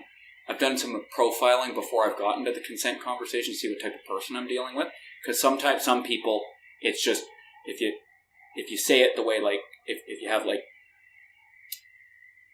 in some of the language we've been using here today, they'd be like, what the fuck, right? Yeah. That's a bit intense, right? Yeah. So you have to tailor it to sort of where, okay. Yeah, right? Talk to your audience. There you go, good one. And that's one of the things I found, but that's. But what you're saying is talk to your audience, but it doesn't alleviate your responsibility to at least address consent in some way. What I normally do, let's just say we're talking about the average person who doesn't even know, has never heard the term consent culture in their life, which is a lot of people. We forget that in Vancouver, but like a lot of people aren't. This isn't shit that someone I'm with right now had never seen the hashtag #MeToo. Cool. I had to tell her to Google it. It's really good to remember we're on different internets. And so we're all in our own bubble. I tend to be connected to a lot more normal people. Yeah. I know a lot of weirdos too, but I know a lot of just average people who don't know about all this stuff. Like Louis C.K., there's still people on my Facebook who didn't know he was accused of what he was accused of. Or did what he did because he admitted it. So the average person it's like, normally what I do is I just go, like, if I invite them over, I'll just be like, just so you know, like, no pressure here, right? And, I mean, yeah, I'd like to proceed, but just so no pressure. And I check in throughout, right? And I also monitor body language and stuff like that, too. Yeah. Because, as we know, sometimes people are thinking no, but not saying no. Yeah. Sometimes people say yes, and they don't mean yes either, too. Yeah. And or sometimes they don't mean yes at all. Sometimes it's more like a soft yes, like they're still not sure, so I have to... Yeah. It's like I'm kind of watching, are you enjoying this right now? That kind of thing. 85% of the time, most of my sexual partners are totally down. It's fine. Yeah. The initial check-in, then that's it the rest of the time. But there is that 15% where it's like, if I hadn't been educated or educated myself, I wouldn't know that. I would just assume they didn't say no. So, right? And I think we're at a place where, in my opinion, men need to be taught that kind of stuff more. Yeah, for sure. I think women need to be empowered to say, to speak their voice a bit more too, right? Like, because some guys are decent guys who didn't mean anything, but when you said yes, they kind of took your word for it, right? Yeah, you know. Also, women can be aggressive too. Totally. And like, it's, you know, I had someone stick my dick in their mouth last year, and I told them no 3 times, right? And do I feel super traumatized by it? No, but it was a bit scary because, how do I get her to stop? She's not listening to me. Yeah. If I push her off, what's that going to look like? Yeah. And then she turned it around and said, "Why won't you have sex with me? Why won't you have sex with me?" Started crying and stuff, and I'm thinking, yeah, okay, I'm not afraid of for my life, but I'm thinking this is a very confusing situation to be in right now. How the fuck do I get her out of my house now? Right? Yeah. And then this is my codependent nature coming out. She's really drunk. I can't just kick her out. Yeah. I mean, that's a lot. Yeah. That's a lot. So is it the same power dynamic? No. But it's just an example of, like, these are funny things that, like, and I don't know, again, there's no rule book, I don't think, but it's... But you didn't feel good. And then it's like, okay, I don't feel good. What can I do on that? Exactly. And as I know when I want to do something, I know when I don't want to do something, right? And but it was hard to say. It was hard. Oh, I thought for a moment. I thought about just fucking let her, right? Right. Welcome to, like, a lot of sex. A lot of people are having. Just fucking let them. And regardless of gender, I think we all need to take a bit more responsibility for ourselves and be like, okay, risk her getting mad and crying histrionically in my apartment. Yeah. Risk it. And then, and I think, I mean, I'm not saying if a guy's going to be physically violent, you do what you got to do if someone's, for your physical safety, everyone's got to do what they... There's a reason people freeze. You do what you got to do. We understand. But sometimes when it's maybe just a slightly nuanced gray area, I think we all need to be like, hey, not comfortable with that, right? Yeah. What do you think? No, I agree. And it's like, and you're the caveat of, like, obviously, people are always going to try to survive the best way they can, so there's a reason, and there's learning through that. I think that there's a lot of women taking self-defense classes. Good. I'm glad to hear that, actually. Which is cool, but I also think that we just need to teach women particularly to, like, take, like, awkward moment classes, where it's just, like... Because I will catch myself all the time. It's just there's this awkward pause, and I'm like, I don't know, are we fucking now? Like, I'd like a still, like, you know, I like. And it's not sexual assault, but it's not exactly the most. Yeah. It's not the most ideal way to proceed either, though. Yeah. Yeah. Yeah, and I that's not how I'm operating at this point, but it's something until, like, relatively, you know, recently I was sort of doing that, and so it's like. just like but I also like I'm in therapy now, and it's like my therapist put a clipboard between us and was pushing against it, and so we had our hands like touching sort of between the clipboard, and she's sort of pushing this clipboard towards me, and she was just like, say no. And I was like, no. She's like, no, say no like you mean it. And I was like, no. And then I just started to cry, and I was like, oh no, like that is fucked. Like I don't have the kind of trauma that I think merits that reaction to saying the word no, you know what I mean? But like for some reason, that's just an extremely hard thing for me to say. And I know it's maybe not that extreme for lots of people, but there's a lot of people out there of any gender who have a hard time saying no, have a hard time knowing what they want. And like, yeah, I mean, the only way you can figure that out is like masturbation, self-care, like try to actually think about the shit you need in the world. It's a little bit like, seems like very white feminist. It's like, you know, we just like self-care our way out of this. Well, so I read an interesting article. Go fuck yourself. Well, I read an interesting article the other day from Thought Catalog of all things, and it said basically, I can't remember the exact title, self-care isn't what you think it is. It's not bubble baths, and like it's actually like proper coping mechanisms and stuff. It's not treat yourself for a Menchie's for it can be that, but it's not only that. Yeah, it's not only that. Yeah, and it's this sort of consumerized version that is the popular one, right? Like I ate Cinnamon Toast Crunch because I don't care, and I don't care if I get but like maybe some of that, yes, and also like do that thing where you switch your thought patterns around, and then you like budget your time and don't take on sleep too much more, and maybe don't drink as much, and floss a little. Yeah, bullshit. It's interesting because I used to have a problem with men. Like I've been abused numerous times by men, right? So like I didn't have I had to learn on the streets how to stand up for myself, just because of the way it is. Trial by fire, right? And one of the reasons I kept on getting abused is because I was younger and they were older, and a few times it was under, we're going to kill you if you don't do this, you don't let me fuck you kind of thing. And but then it's one of these things, and I don't, okay, so I had to learn to be like, fucking get the fuck away from me or there's going to be a problem, right? Now, not everyone's going to learn like that, and hopefully they don't have to learn like that. But that's where when you say self-defense, I'm like immediately like, yes. Because sometimes you're going to be in a fucking situation where you can't call the police, and no one is around. Or even worse, no one's going to do anything. Yeah. And I think as people, regardless of gender, regardless of skin color, there does, in this world, which can be really fucked, and this might just be my bias because I've seen some harsh shit, you got to learn to be able to fucking fight if you have to. Yeah. And fight doesn't always mean like fisticuffs, but just, stand up for yourself in an aggressive way, because that's all you got sometimes, right? Yeah. And I do, and I think, and I think people are looking and starting to see that more, especially, say, for women. Mm-hmm. And some people will go like, well, that means self-defense classes. And you're like, yes, it means whatever the fuck you want it to mean. But like, since 80% of sexual assaults come from someone you know, maybe it's more of a, no, like, go fuck yourself.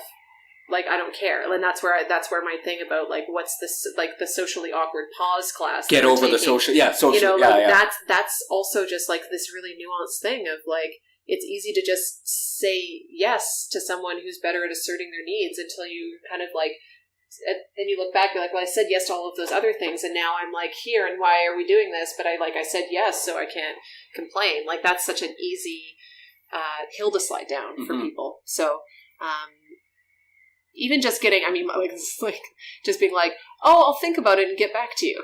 Like, that's a class that people need to do. Like, I'll think about it and get the fuck back to you. No, you won't, because you probably don't want to do it. Right.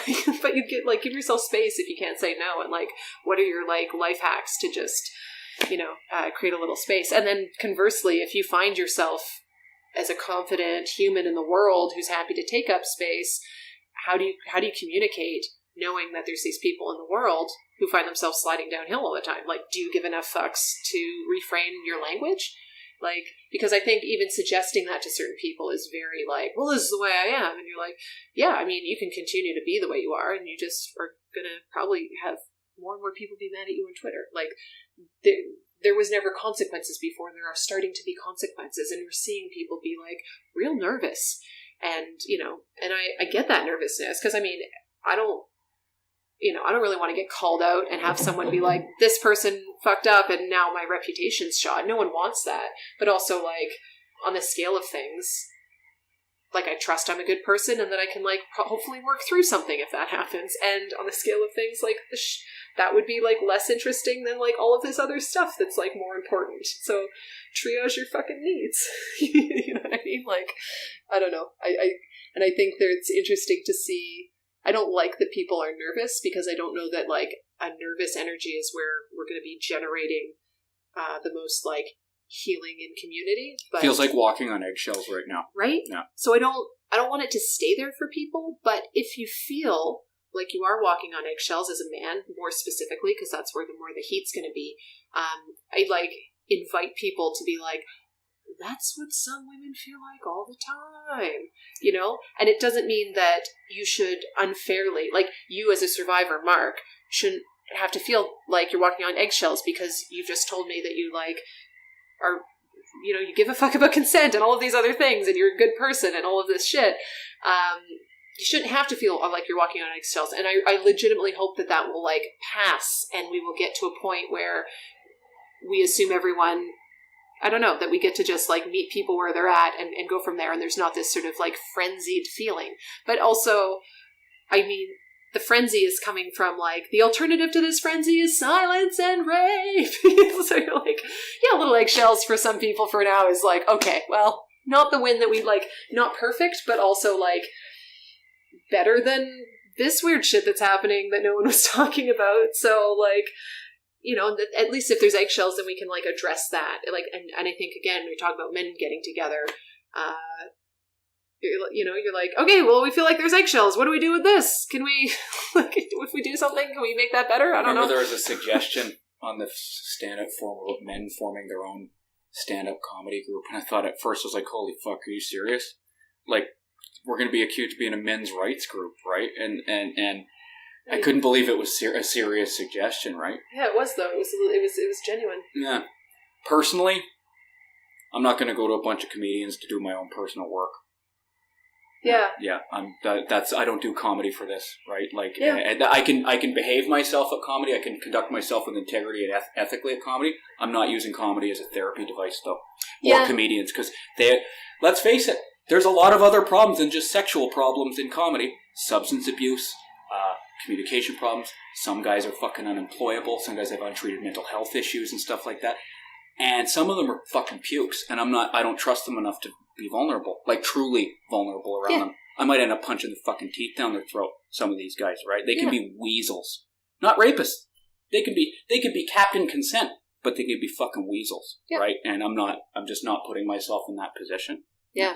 And that's legit. But, like, also you are someone who has been marginalized in different ways and then has responded to that by taking on the work of doing extensive personal work like no one I've ever seen. True. Right? Yeah. So the before and after picture of Mark Hughes is, like, one of the sort of, I would say, the starkest kind of contrast of any human person I happen to know in my life. And I know a lot of different people. So, like, no, go fuck yourself too. But, like, I will. Do I consent? Yes, I do. Okay.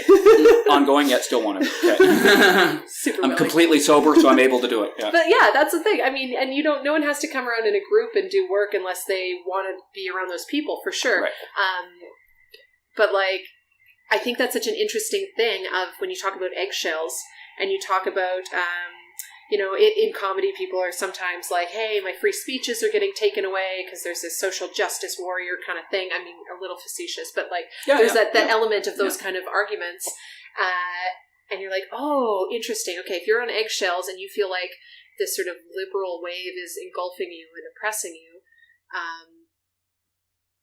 that's this opportunity to, like, learn. Because some people, especially, like, white cis dudes, have never had the opportunity of being oppressed. Right.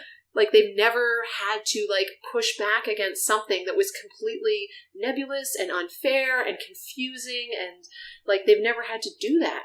But, like, I think most of the people you see who are successful are, like, they've usually there's something where they've, like, you know, they've had to like fight against it to get better. So it's like, yeah, we don't want people to be oppressed. Ultimately, oppression is like net harder than it is benefit, but like see that there is an opportunity to galvanize and to like under pressure do something interesting and like fucking run with that. And like, welcome to the human race.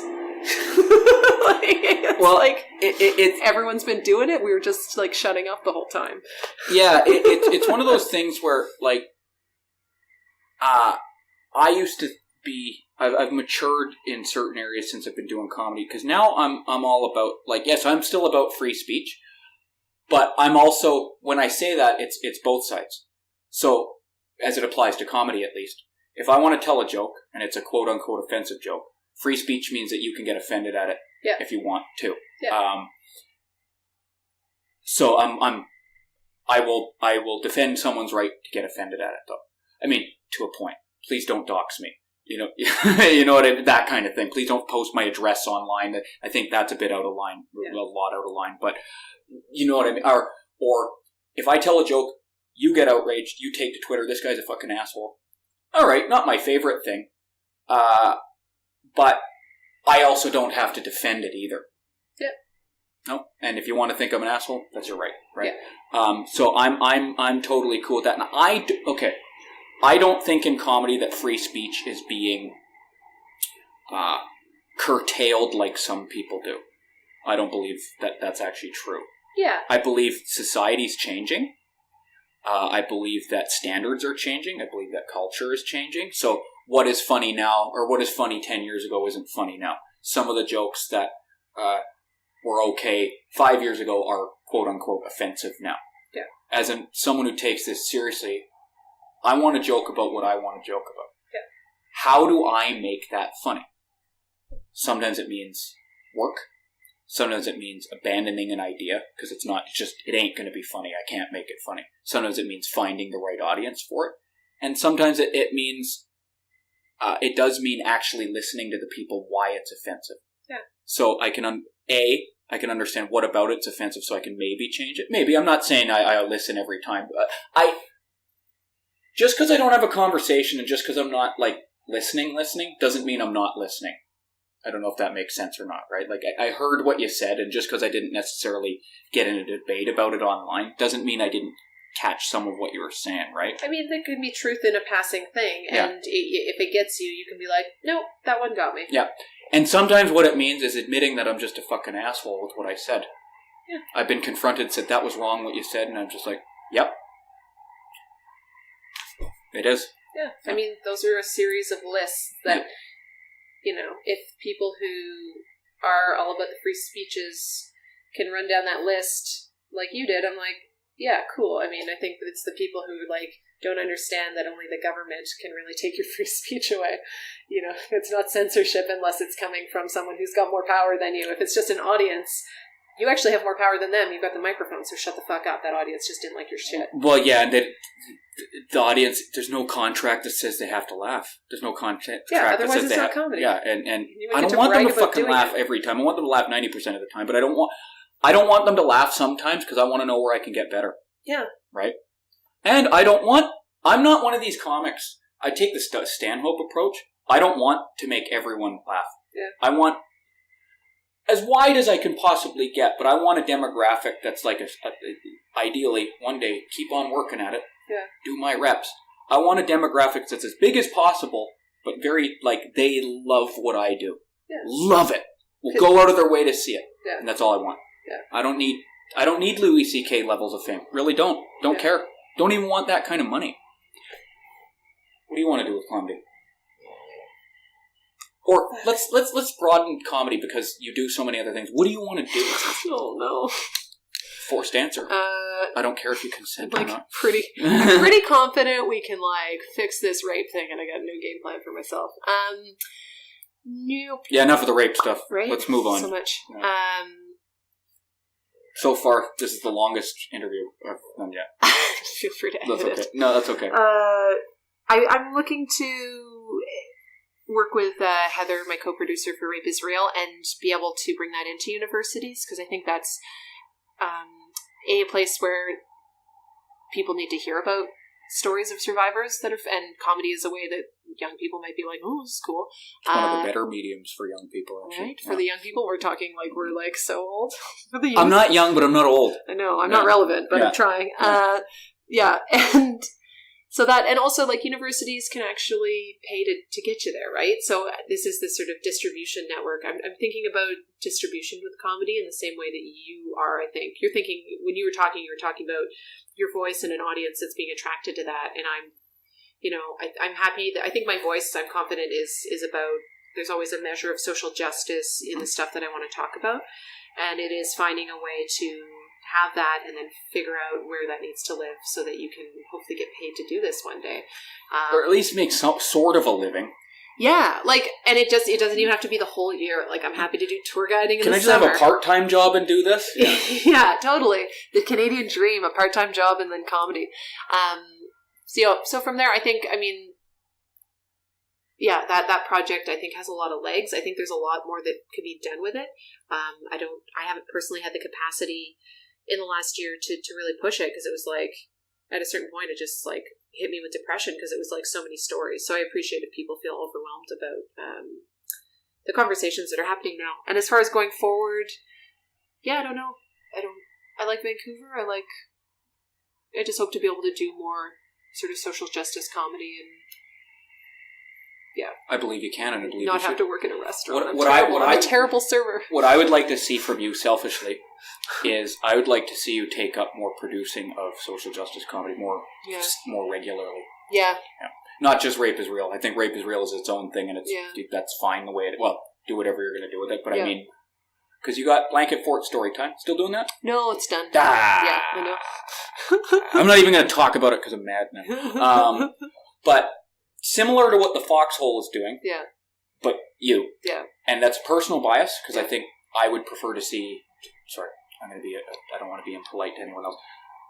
I would like to see you do it, because I think you would make a good one. Cool. Yeah. Thank you. That's a very nice thing to say. It would be a good one. Thanks. Certain parts about the way the Foxhole is doing things, just from what I'm observing, I don't really agree with totally, but I think you'd be a good way. Your version would be good. Cool. Yeah. I think... With the caveat that I don't know what the fuck I'm talking about, who the fuck am I, so why am I commenting on anyone else's comedy show? Yeah. I mean, I don't, you know what, I think it's, I think I've worked pretty hard in comedy to be relatable to other people, because I think you don't have a choice necessarily, especially if you're anyone in comedy, but I think also as a woman, you just kind of have to do that. I'm interested to see also what I do with the relationships I've got. One of the things I've always liked about your comedy is even when there's a social justice aspect in it, you're not preachy. Thanks. I think the preachiness can get away in the way of the funny. Because at the end of the day, and some people I think forget this, is we're not actually there to preach. We're there to make people laugh. And if there happens to be a message in the joke, that's great. Yeah. But you can't have the preach first and funny second. Yeah. Right? But, I'm also so inspired by people. Like, I think Jackie Hoffert, who runs Foxhole, is like, she one time she got up in front of the show and she's just like, I just run the show and I just, like, only have I prioritize, like, women and trans folks and, white dudes can come, but it's just, you're not a priority. And I was like, oh, it's blowing my mind. Like, I believe that all of those things are important things to do, but I would never say it. And I've told her this. I was like, it blew my mind that you just said it straight up. And so for me, someone like her, of just being like, I'm totally who I am, and I'm going to just say that, I'm like, oh, you're such an inspiration for me. So I like that about comedy, that you can have so many different people that you're really inspired by, like, different aspects of their personalities. Totally. Mm-hmm. I would like to do more producing. I don't know. Have you found that you can make money producing locally in Vancouver? Comedy Shocker makes money. That's good. The one part that's a bit hard is I don't know if I could do it every month. It's got to be a bit of a special event. Yeah, because yours is maybe like 4 times a year. 4 times a year. Also, the talent pool would be a bit of a struggle. Yeah. We just don't have enough comics doing that type of comedy. Yeah. And I think it works the way it does now because it's at 4 times a year. It's a thing people can look forward to, right? Yeah. It's a special event. I don't think it would work monthly. No. I don't think it would fail monthly, but it wouldn't be the same. Yeah. And so I just keep it the way it does. But can you make money? When you say make money, like... Pay your rent money, or just a bit of like. Yeah, it's like side pocket. I mean, that's the thing with producing is, in my head, I'd love to do that, but I've been like doing. At this point, I've just been listening to so many kind of conversations and doing sort of this unpaid labor at this that I'm like, I can't necessarily take on producing a comedy show. I think I need to actually get a job that pays me. If you personally were to do a monthly show with some of the stuff that you like to do, you have enough connections. You have the talent pool. Because it wouldn't. Another thing I've known is if you want to make some money producing shows, don't do pure stand up. Yeah. Make it some sort of variety. Now, that doesn't mean you have to have magicians and shit, but like... Travis Bernhardt can be on any show I produce ever. You do you. But variety of different types of mediums, right? You have the talent pool because you're connected to so many people. You have the audience pool because you're connected to so many different people. You have the production pool because you have so many different supports and things. Like you could find a venue that would probably help you out with, like, if not free, at least reasonable rate. All those checking off. You have people who could help you with the social media aspect. You could probably make a decent amount of money. I'm not saying like you can pay your rent and retire off of it, and it would still be a lot of work every month. Yeah. But I think you can do it. Yeah. We don't have anything like that in Vancouver. Not really. Cool. Especially if it was social justice themed. Yeah.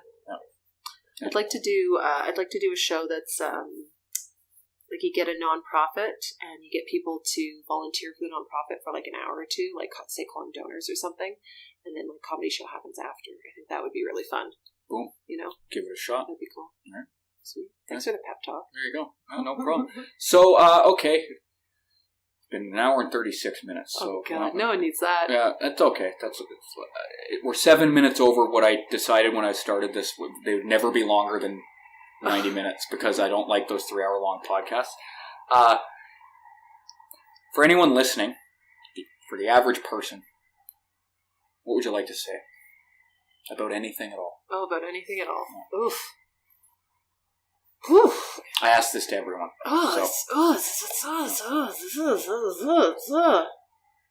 Even the fentanyl dealer had an answer to this one. So you